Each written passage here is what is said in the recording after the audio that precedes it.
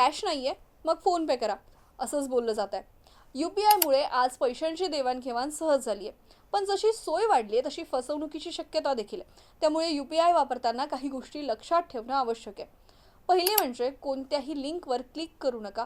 फसवणूक करणारे बनावट लिंक पाठवून तुमचं UPI ॲक्सेस घेऊ शकतात. पैसे घेण्यासाठी कोणी QR कोड किंवा लिंक पाठवत नाही. अशा येणाऱ्या लिंक उघडणं आता टाळलं पाहिजे. UPI पिन कुणालाही सांगू नका. कोणतेही बँक अधिकारी, ॲप कर्मचारी तुमचा UPI पिन मागत नाही. पिन ही वैयक्तिक माहिती आहे आणि ही कधीही शेअर करू नका. रिक्वेस्ट मनी नोटिफिकेशन काळजीपूर्वक तपासा. कुणी पैसे मागतंय की पाठवतंय हे बघा. चुकून अलाव केल्यास पैसे जाऊ शकतात.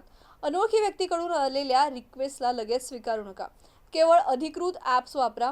भीम, गुगल पे, फोनपे, पेटीएम सारखी ओळखलेली ॲप वापरा. अनोळखी किंवा नवीन ॲपपासून सावध राहा. व्यवहारानंतर SMS, ईमेल तपासत राहा. प्रत्येक व्यवहारानंतर बँकेकडून येणारा SMS किंवा मेल तपासा.